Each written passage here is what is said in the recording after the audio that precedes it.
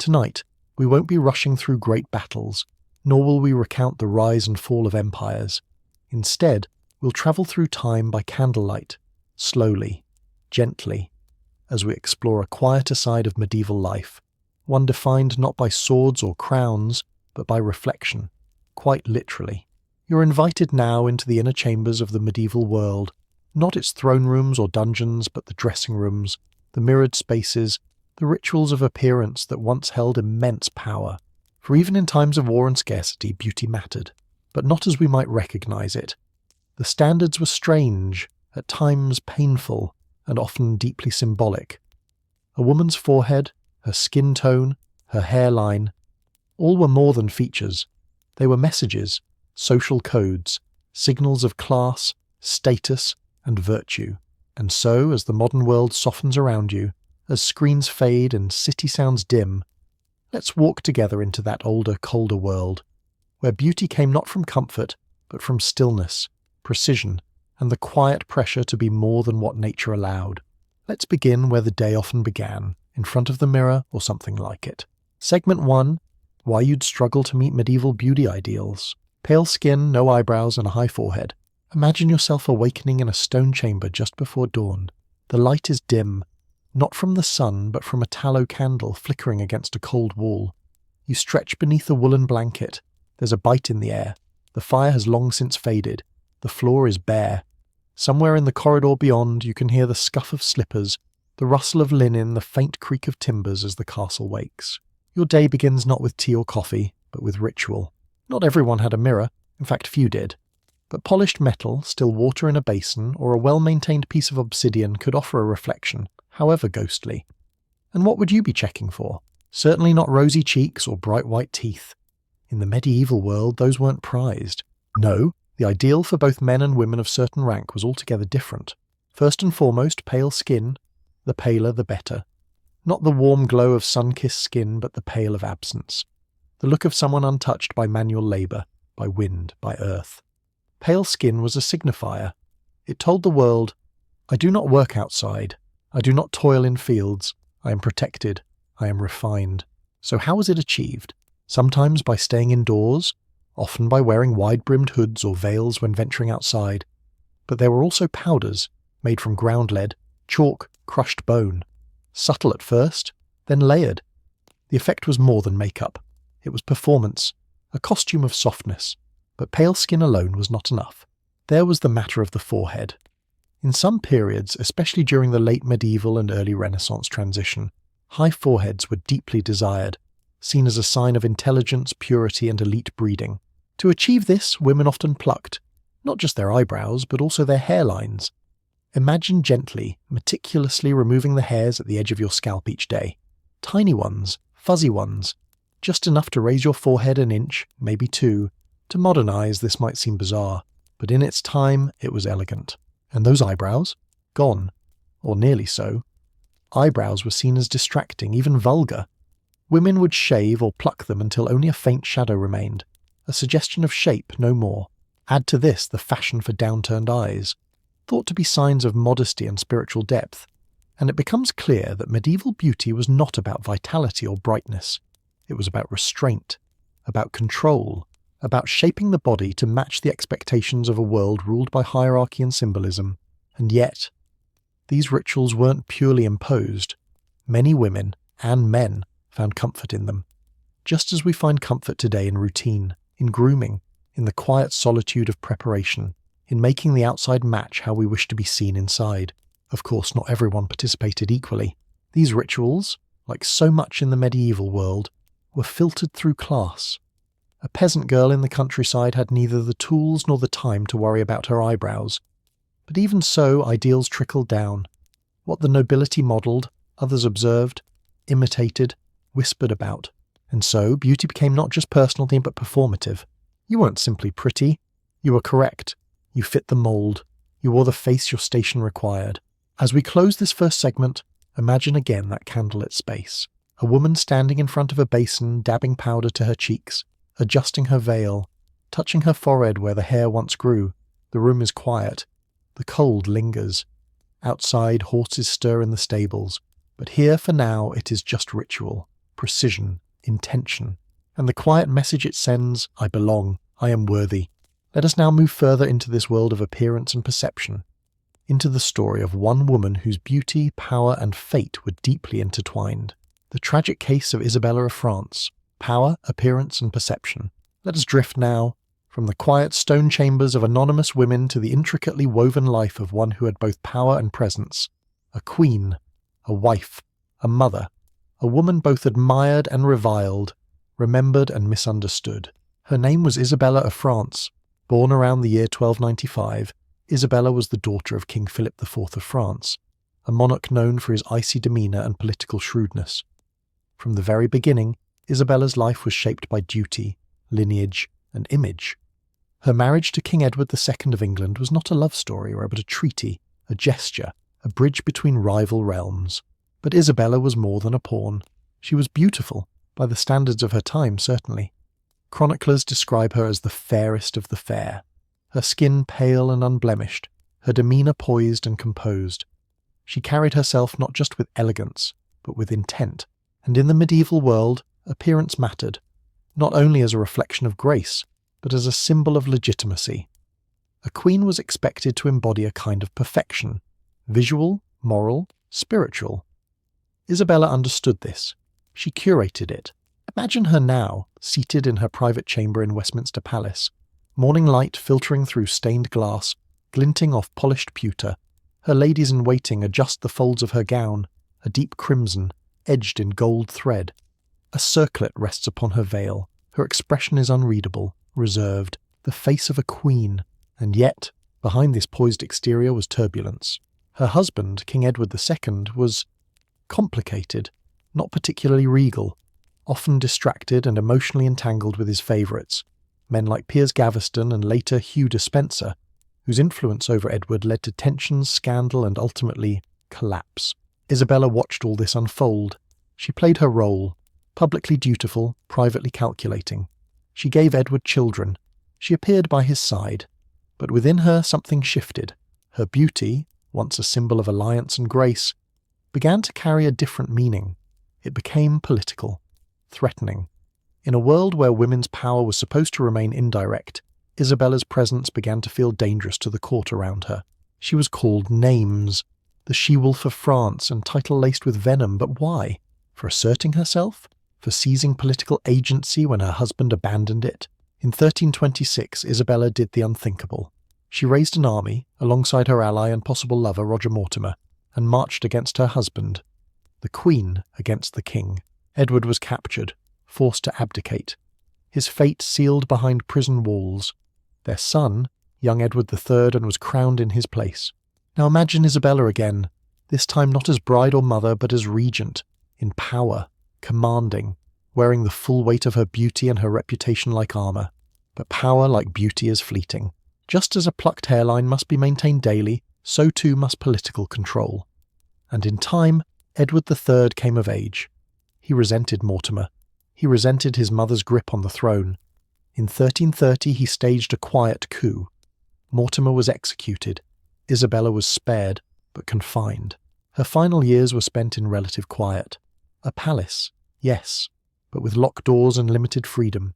She died in 1358, not forgotten, but never quite forgiven. Her story, like her face, remains enigmatic. Was she villain or victim, strategist or survivor? The answer perhaps lies somewhere between, because Isabella of France lived in a world where a woman's appearance could be her greatest tool and her greatest liability, where beauty was power, but power in the wrong hands was always feared. As we leave her story behind, we carry with us not just her legacy, but the quiet truth behind her image, the patience it took to maintain, the courage it took to weaponize, and the cost it ultimately carried. Let us now descend once more, not into a life, but into layers, powders, oils, paints, and secrets whispered behind curtains, cosmetics and courtly secrets, powders, lead, and love charms. Imagine entering a small sunlit room near the heart of a medieval manor, a place not grand like a throne room, nor sacred like a chapel, but intimate, quiet, hidden. Here the air is rich with scents, not of perfume in the modern sense, but of crushed herbs, dried flowers, and faintly bitter oils. A dressing table, perhaps no more than a worn wooden board, holds a curious collection of objects. Small ceramic jars, ivory-handled brushes, tiny spoons carved from bone, soft cloths folded with care. This is not merely a place of vanity, it is a space of strategy, of transformation. In the medieval court, beauty was never just skin-deep, it was politics, courtship, social manoeuvring, and cosmetics were tools, not only to appear more appealing, but to control perception, to signal availability, fertility, piety, or status. Let's start with the basics. Face powders were common among the noble classes, especially those who had access to imported ingredients. Many formulas included white lead, crushed chalk, or ground oyster shells. These powders were applied to lighten the complexion. As we've already seen, pale skin was the marker of refinement. Unfortunately, many of these ingredients were toxic, though the users wouldn't have known the full extent of the damage. The face, once powdered, became a canvas, one not painted with bold colours but with subtle accents. Rouge, for instance, was made from ingredients like madder root, crushed cochineal beetles, or wine residue. It was used sparingly on the cheeks or lips, just enough to suggest health, not indulgence. Too much colour, after all, was associated with sin, with tavern women, actresses, or worse. The paradox was ever present. A woman should appear naturally beautiful, but only through careful artifice. Next came the eyes. Darkening the lashes or lids wasn't common until later periods, but some women used soot mixed with oil to define their eyes. However, this was rare, and often done behind closed doors. Eyes, after all, were considered windows to the soul, and dark eyes, too intense, too suggestive, especially in a world so closely watched by clergy. But beyond powders and pigments, medieval beauty had a quieter, stranger side. There were potions, tinctures and ointments made from herbs, roots, or even crushed gems. Some were used to soften the skin, others to freshen the breath. A few claimed to attract love. One popular ingredient was orris root, the dried and ground root of the iris flower. It was believed to carry not only a pleasant scent but a subtle enchantment. Carried in a pouch, or added to one's hair, it was thought to make the wearer more desirable, not through looks, but through aura. And then there were the love charms. Whispered about more than seen, these were mixtures of symbolic ingredients, rose petals, dried blood, vinegar and herbs, used not as cosmetics, but as intention, worn beneath a gown, dabbed on the wrist, or burned with a lock of hair. Were they magic, or merely perfume? No one knew for certain, and this ambiguity made them powerful. The line between self-care and spellcraft was blurry in the Middle Ages. Many women, especially those on the fringes of society, midwives, wise women, herbalists, knew the recipes. They passed them down, protected them, and sometimes paid dearly for them.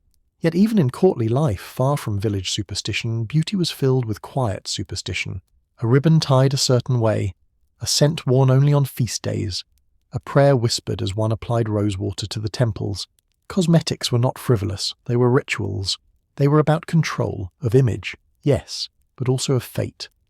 In a world so dictated by hierarchy and religion, where choices were limited and roles pre-written, beauty became a realm where a woman, or man, could still exercise will, even if just for a moment in a mirror of polished tin, with a pot of lead-white powder and a fingertip dipped in crushed petals. As this segment draws to a close, imagine once more that small, sunlit room, the quiet rustle of linen, the soft clink of ceramic against wood, a woman, or perhaps a man, leaning in close to a darkened mirror, blowing lightly on a puff of powder, and becoming, if only for a little while, something closer to the ideal they were told to be. Let us now step beyond these painted faces, beyond rouge and ritual, and move outward into the larger contrast between worlds. For not all lived in castles, not all wore veils, some lived under thatched roofs and worked with their hands, and their ideas of beauty were entirely different. Peasant simplicity versus noble obsession. What mirrors said about class. Not all beauty is crafted in candlelight. As we leave behind the perfumed chambers of noble women and the gilded surfaces of courtly life, let us step quietly into the humbler spaces of the medieval world. A cottage, low ceiling, earthen floor. The scent of smoke and hay lingers in the walls. Outside, chickens scratch in the mud. A pot simmers over the hearth, filled with root vegetables and herbs. Simple, sustaining, nothing more. Here beauty has no tools, no pots of powder, no wax mirrors, no imported oils, but it still exists. For the medieval peasant, man or woman, daily life was physical. It left its mark on the body: sunburnt skin, calloused hands, strong shoulders, hair thick with wind and sweat. These traits weren't flaws, they were facts, and yet, even in this rougher world, the desire to look presentable still lived. A woman might wash her face with cold well water at dawn. She might comb her hair with a wooden pin, tie it back with a strip of cloth, or braid it to keep it out of her way during field work. A man might clean his boots with straw, or brush his beard smooth before the Sunday Mass. On special days, a touch of oil might be applied to the skin, animal fat most likely, or pressed herbs. There were no mirrors in most homes. Instead, one used still water, or more often asked a sister or neighbour, "Is my hair straight? Is my face clean?" In this world, beauty wasn't individual, it was communal. It was not about transformation, but presentation, and the standards were rooted in virtue, not artifice. Clean clothes, a modest veil, well-tended hands, a warm expression. These were the signals of a respectable woman, an honest man. Beauty here was not about seduction or symbolism, it was about function and harmony. One's body was a tool, and caring for it, even gently, was an act of pride. But this simplicity was not always voluntary. Peasant women were aware of the standards set by nobility. They saw noble brides in procession, their faces pale and emotionless. They watched fine ladies from afar during feast days, veiled in delicate fabrics, sitting still at the edge of market squares. These women were of a different world, distant, adorned, often silent, and yet they were admired, envied, sometimes mocked. Songs from the period hint at this contrast. Ballads about farm girls and court ladies, about men who chose one over the other. The peasant was often painted as strong, natural and earthy, the noble as delicate, cold and unreachable. These weren't just songs, they were reflections of how deeply beauty and class were intertwined. In noble circles, a woman's appearance was almost a political language. Every detail sent a signal. The way her sleeves hung, the way her hair was braided, the fabric of her shoes, the scent she carried. Each element whispered something about her family, her wealth, her future. But for the peasant, the signals were simpler. Was she clean? Was she kind? Was she able to bake, tend animals, weave wool, carry water? Beauty here wasn't an ornament. It was a reflection of life well lived. And yet, there were moments when these worlds brushed shoulders. At festivals, at markets, at church. And in these rare meetings, a strange exchange occurred. The noble might admire the peasant's strength. The peasant might admire the noble's softness. And somewhere, between flower-dusted hands and embroidered sleeves, a mutual longing stirred. A reminder that beauty in all times is not just about what we have, it's about what we notice in others. As night settles now, imagine once more those two lives. One, curled beneath a canopy bed, skin powdered, hands folded, face hidden behind ritual. The other, resting beside a fading hearth, hair undone, feet sore, dreams heavy with harvest and hope. Two different mirrors, two different truths, and both deeply human. Let us now gently bring all of this together into a closing reflection that lingers softly as sleep draws near.